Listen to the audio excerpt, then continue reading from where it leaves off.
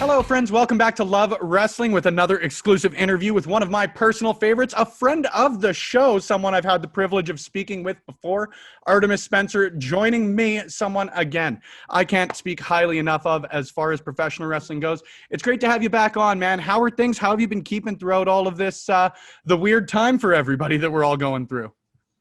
Oh, the things are good, man. I've been busy, Good. Yeah. Lots of people complain about not having enough to do, but I've been going nonstop, Well, yeah. Good to hear you. You built a wrestling ring, I saw. Yeah. Man, it sounds like such a silly question because obviously it's a difficult as hell thing to do, but what the hell goes into building a wrestling ring? What inspired you to go out of your way to build your own wrestling ring? Well, through work, I've been welding and working with steel for 15 years, and always been kind of daydreaming about if I was going to make a ring, how I would build it, right? And it finally happens, oh, we need to build a ring, and I shopped around and got a bunch of steel and built it, and the drawings I had in my head, they all worked out. So yeah, there you go. Always a positive, dude. Now, I would have to assume that the ring is going to be used in the Lions Gate Dojo. Very, very cool to see you guys picking things up better than ever. Just take me a little bit through the experience of not only training, but training through a pandemic. Well, yeah, you're definitely nervous. Excuse me. I'm definitely nervous about training during COVID, but I've also admitted to myself that I need wrestling for my mental health. So you do as much as you can, even though some of it seems redundant when you're grappling people, but wearing masks, make sure everybody follows. We have a whole printout, right? And a COVID protocol, and we make everybody sign it every single time and read it and sign it every single time, and come in, and everybody we try to get people if you have someone that you're in contact with, you're only wrestling with these few people. And for when as soon as we get that other ring up and going, then we can kind of try to keep people as separated as possible. But there's challenges, right? But I think it's necessary. Mm-hmm. Almost like a cohort situation, it sounds like. Yeah. Always fun to deal with all of this shit, hey? It's kind of new for everybody, Yeah. Exactly, man. But obviously dealing with shit throughout this entire pandemic, obviously. ECCW going through some stuff on its end. Not sure when they're coming back. Not sure when any wrestling for sure is coming back in BC. How are you maybe staying prepared? Obviously, you get the opportunity to get in the ring every so often, but it can't really compare to the opportunity of wrestling in front of live fans, wrestling in front of a crowd, can it? No, I don't think so. You can lose out on that experience, but I've been for the last few years going pretty hard at wrestling, and I feel like this has been a good break for me, and my body's been feeling better than ever, and I've just been training hard, training smarter than I used to, not beating myself like I'm used to, but just not doing as many matches. It's just I feel healthier than ever. Yeah, it sounds like it's a bit of a positive for you because like you mentioned, you were going harder than pretty well anybody in the Pacific Northwest prior to this going on, working for Progress, working for DEFY, working for PWG and the BOLA, all these initials you got to remember in pro wrestling. How has that sort of been for you? You always mentioned that you never really saw yourself as more than an independent wrestler in the Pacific Northwest. What started getting you wanting to branch out more and ultimately making the jump to wrestling for those sorts of promotions? I could pretty much blame DEFY for all of that. When DEFY wrestling kind of popped up, and I kind of I hope I get booked, and it didn't take for long for them to kind of keep pushing me and giving me all these opportunities, even though I go easy, guys. I don't want to not do that, right? And no, you don't have to do that for me, But they just kept pushing me and giving me all these opportunities, and I'm glad they did, because if it wasn't for them, I wouldn't have any of these eyes on me, Mm-hmm. I wouldn't have any of these opportunities. I'd still be wrestling the same place in Vancouver, Which ain't necessarily a bad thing when you're selling out the Commodore Ballroom as a champion, but you've often been referred to as one of the I guess, underrated talents of the Pacific Northwest, or sort of one of the underlooked guys. Does that maybe give you a bit of a chip on your shoulder? Do you take pride in that? Like, there's a lot of different connotations you can take from that. You know, I never really thought about that, but I always kind of had in the back of my mind if I really did try to like have a go at it, like if I did like travel to get my name out there a lot more, then I think people wouldn't be saying that, because I'm sure we're thinking of like El Phantasmo or Kyle O'Reilly, and they took that leap that I haven't necessarily done yet. But I feel like I if I took that leap and took all the challenges they did, I feel like I could have been on that level.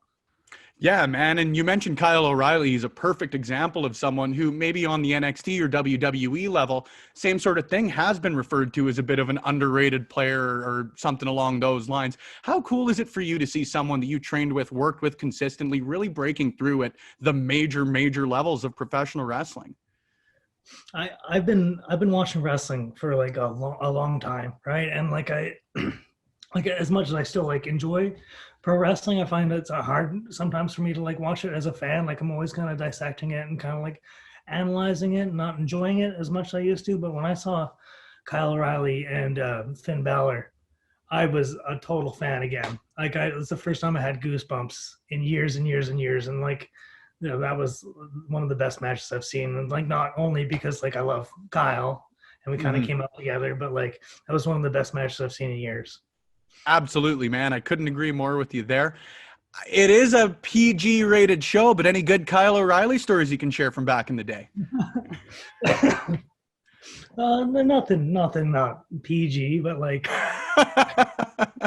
yeah, I don't know, just like lots of good memories with that guy. You know, like we would hang out and party and drink, and he's just like one of the most genuine, kind of honest, funny dudes that you'd ever really meet. You know, yeah, not 100%. nothing wild or wacky, but just like when you see that like genuine, sweet, hardworking guy on TV, that's absolutely who he is. Completely agree with you, man. I think there are a lot of parallels, and I've never spoken to him, so I could be wrong here, but I feel like there are a lot of parallels between yourself and him, because he seems like the sort of individual, much like you've mentioned to me before, that really seems to be wanting to put Canadian professional wrestling on the map. You and I have talked about it before, but is something like this really, the biggest conduit that can happen for Canadian wrestling? Is it more exposure on, say, television or streaming, or what do you see as the biggest obstacle or the biggest thing Canadian wrestling can do to really get out there a little bit more?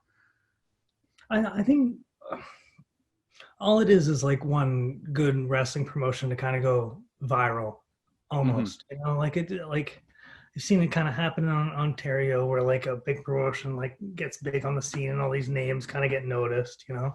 Like I think it's as easy as just like, not, I don't want to say like viral, but it's like almost like how things can go viral. You know, I feel like it could happen that easy in just a couple of years. All of a sudden, like this is the new hot spot for pro wrestling.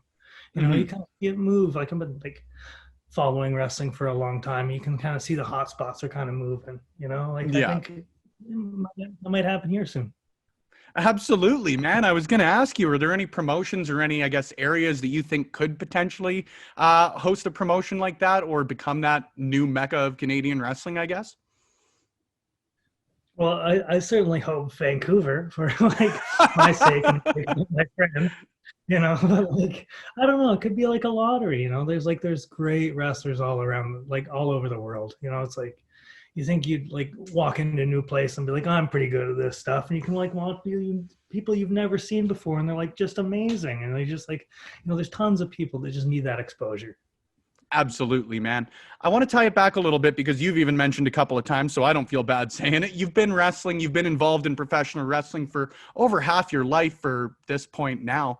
As somebody who's now actively training, has been for a while, a 15-year-old walks into the Lions Gate Dojo. Do you think that's an appropriate age to start training? Is it a situational sort of thing? How do you sort of judge that? Well, I started training when I was 15 years old, so like I feel like I'd be hypocritical to say like, oh no, you gotta wait till you're an adult, right? But like, I like when everybody like tells me it doesn't like other people at the Lions Gate Dojo will be like, oh no, that's too young, wait till they're 18. But I can't say anything because I started training when I was 15 and I don't regret it at all. You Yeah. know, I totally understand everybody saying like 18 is the way to go. You know, like you don't want children falling on their necks, you know. I think that's a very good way to put it, to say the least. Hey, maybe take me a little bit through the history of the Lions Gate Dojo, because admittedly it was pretty tough to find anything online that sort of ran you through everything outside of what you guys are doing now. Maybe give me a little bit of background if you can. Um, well, like I've been teaching for ECCW for like 13 years, 14 Yeah. years before they kind of, I feel like they kind of shut down. And like years ago, probably 6 years ago, I was joking it'd be funny to start like Lionsgate Pro Wrestling, because I think it's a cool sounding name. And it's about the greater Vancouver area, just being Lionsgate. And you know, we jokingly started calling our school like the Lionsgate Dojo for a little bit, and then we finally made the move to just like start our own school, and we decided just to go with the Lionsgate Dojo name, and we already had like a logo made because we all had t-shirts and stuff like that. So it was kind of a clean transition, because we just kind of like, yeah, it's our school now. So yeah, it's new, but What's new is old again. Now, I do have to comment. I was listening to an interview you did. It was probably 2011, 2012. And somebody asked you how you picked your name, and you said you were looking for something dorky. And so you went with Spencer. Not really a question, just more of a subtle call out. I have to ask though, on the Lionsgate Dojo end, as the head trainer there, how do you continue to up your game as a trainer? We talked about this before as well, but there are a lot of great professional wrestlers that aren't great trainers. From everybody I've spoken to, you're both. How do you continue to up your game as far as training goes? you know, like I've been doing it for a long time, and like admittedly, I was probably not prepared when I first started, because I was starting to teach people when I was 20. But there's a lot of troubleshooting, kind of learning on the job that you do. But like, you know, like you kind of learn about how other, like you can kind of see how people learn, and kind of see what you kind of have to tell them. Or like some people are more physical, right? You know, some people like really just need a demonstration. Some people want to talk it out. You know, it's like you can kind of like learn how other people need to learn, and you can work off of that. You know, it's taken years and years and years. And you know, like it's like everybody's different, you know, and everybody has their own learning style, you know. Yeah. Just sort of that adaptability to it. With like, it's pretty cool even to see, you know, you look at guys like Golden Boy Travis Williams versus the Voros twins. Like, even just looking at those examples, they're two well, I guess three, but wildly different professional wrestlers. It's got to be cool for you to be able to see guys like that not only making a name in the Pacific Northwest, but really starting to get out there. Yeah, so proud of those guys. And like they've all worked so hard. And like when it comes to guys like that, I can't say anything but like they'd be good no matter who taught them how to wrestle, because it's just their athleticism. They're smart, and they have that work ethic, you know. Like I don't like taking credit for any of those kind of guys. Now, are there maybe any students before that have come in that you've maybe said, okay, they're not going to make it as far as they want to make it, or maybe don't have the potential that they see in themselves, that have just come back and surprised you?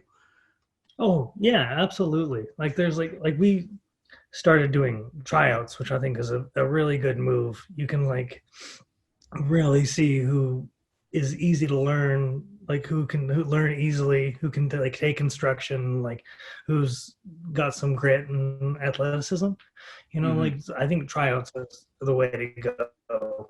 And it sucks to kind of turn people away, but like some people aren't a good fit, and they may be a better fit for a different school, right? But like for like I'm all about community, you know, like kind of like, and I don't like to say family, but like I feel like having like a wrestling community. And if you're too abrasive, I feel like I push people away just for that reason alone, you know, because it's just like make other people's experience worse, you know. But like, yeah, definitely I'd say like tryouts and like getting a feel for people before you like accept them into the school has been the way to go for me. It's a bit of a silly question, man, but like obviously I've never trained myself. Is that a common thing in professional wrestling, or are most schools of the belief that if you can show up with a check or a valid credit card, you're good to go for at least this month? That's why I started training, you know, because I could tell nobody wanted me there when I was 15 years old. I could tell nobody wanted me, but yeah, like it's like it means a lot to me, and I don't like if I can like push away a few toxic people like right from the beginning. I think that's just a really good move. You know, Yeah. like I don't really care. Like this isn't a money making venture for me. Like I just love wrestling. I just want to be in the ring. You know, I don't want anybody to make my time worse. Absolutely, man. If you're already out there throwing your backs against hard pieces of wood and steel for a living, why make it a pain in the ass when you get out of the wrestling ring, right? Absolutely. You mentioned there that you were sort of unwanted in your own words when you first started coming and training. I'm not sure, obviously, of the timeline, but you and I have spoken about gorgeous Michelle Starr being your sort of head trainer, or whatever word you'd want to put on there. What was sort of the process between being unwanted versus training with them? Um, in the beginning, I felt like I was there just to keep the lights on. I think the only reason I was accepted in the school is because I got the sense that they were hard up for money, and they needed a few other students, but I didn't get the attention that I saw other students. Well, they were adults, you know, already looking like wrestlers, you know, and I came in there just like the skinny teenager. I can understand them not giving that much attention to me, or even like when I started having matches, nobody ever gave me feedback on my matches because nobody watched it, Hmm. you know, for a lot of years. But like, I don't know, my relationship with Michelle Starr's really good now. He's probably taught me more than anybody around here in the Pacific Northwest, and he's yeah still like active in the wrestling scene, just like giving back as he always had. That's very cool to hear, because obviously working for different promotions, one would have to assume that there's a bit of a rivalry or some sort of malice between you guys. You see it all the time in Alberta. It's cool to hear that you guys are not only on good terms, but actually get along. That's a rare thing in professional wrestling, Artie. I've only got a couple of more for you before we let you close it out here by plugging your social media and where people can keep track of you in the future. But in the future, what do you want to see out of your wrestling career? Obviously, it's going to be a bit of a different time. Your home promotion, may not be coming back when this pandemic is over. What do you see sort of your next moves as a professional wrestler? Is it continuing to wrestle perhaps for a different promotion in BC, continuing to move out in the Pacific Northwest? What do you envision your next moves as? Like, I want that border to open up again so I could go wrestle for DEFY, because like I don't know, I feel like I'm missing something without my DEFY wrestling, you know. But I definitely want to. I go back and forth, but I definitely like I've always wanted to go wrestle in Japan. I've always wanted to go wrestle in Mexico. And, you know, there's nothing really stopping me besides me, you know. So I think I might give that a shot. But yeah, Completely fair. yeah. But for the future, I want to keep this wrestling school going because it's just we got such a good vibe and a good community, and like everybody coming up is just like everyone's learning so fast and getting so good. It's just a really really good scene here in Vancouver. It's always been cool to me, and I'll equate it to MRB here in Alberta, that you take so much pride in everything you do in professional wrestling. It's not just, hey, I'm a great pro wrestler, so I'll leave it at that, or hey, I'm not just a great trainer, so I'll leave it at that. It's always been cool to me, the amount of passion you have for it, man. And I, not a question again, just sort of want to speak to that. But I do want to ask one more before we close it out, a bit of a random one, admittedly, but one that I'm always fascinated by is you wrestle for ECCW for pretty well your entire career. DEFY is a bit more of a recent sort of addition to the repertoire for yourself, but you've been the heavyweight champion of both promotions. Do they perhaps mean a little bit differently for you? How do they sort of equate for you? Or maybe what are the different feelings you have between both of those championship wins? Like I'm kind of a down to earth kind of guy, and like I've won lots of championships, like in ECCW or around like Vancouver. I've won like lots of belts over the years, and I'm just like I've never been like, oh yeah, it's just kind of a prop, you know. It's just like it's fun, whatever.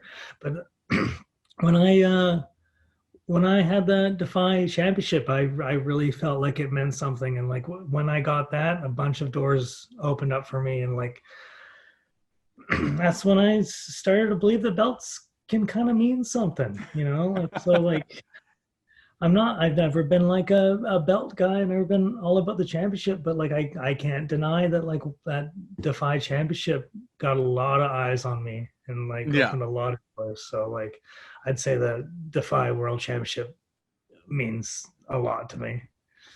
What is it about DEFY specifically as a promotion? Because you've brought it up, Ravenous Randy's brought it up, anyone I've spoken to who's even worked there fleetingly has brought it up, just the amount of love that they have for working for DEFY Wrestling. So is it just that? Is it the fact that they provide a lot of opportunities, or what else is there about DEFY Wrestling that really draws Artemis Spencer and his heart to it? Yeah, well, yeah, you said love, and like love is it. It's like you can tell like everyone from the top, the promoters, bookers, like they love wrestling, and they like, and the wrestlers, they love wrestling, and the fans love it just as much, and just like it's just the kind of the perfect mix, you know, Yeah. just like, yeah, everybody in that building is just on the same page and just like want good wrestling. Yeah. It's yeah, it's I don't want to say magical, but there's something going on there with the Washington Football in particular. Something in the water in Seattle is what they've been saying for years. I have no reason to doubt it at this point, as I had no reason to doubt that I would absolutely love chatting with you again tonight. Man, it's always a pleasure. As I mentioned, it's always cool to get the opportunity to someone who just gives so much of a shit about professional wrestling and the people in it. Artie, it's been a blast. As I mentioned, if people want to keep track of you on social media, I know it may be a little bit harder to plug where people can watch you wrestle next, but if you want to provide any of that information, feel free to do so, my friend. Yeah, on Twitter and Instagram, I'm at Artie Spence. If you ever want to search Artemis Spencer on YouTube, you can find some pretty good matches, I suppose. But yeah, if you're interested in becoming a pro wrestler and you're around the Greater Vancouver area, lionsgatedojo.ca. Well, and people are willing to travel for professional wrestling. They should be willing to travel for great professional wrestling training, and they don't do it better than in the Pacific Northwest, man. Again, I can't say it enough. It's been a blast. Thank you once again for the time. It's always appreciated. Thank you. Anytime. Thank you guys for tuning in to another interview right here on Love Wrestling. Stay tuned, stay subscribed. Lots of S's in that one, but lots of great content coming your way, so it's worth it if I stumble through my words. Thanks once again, friends. We'll talk to you on the next one.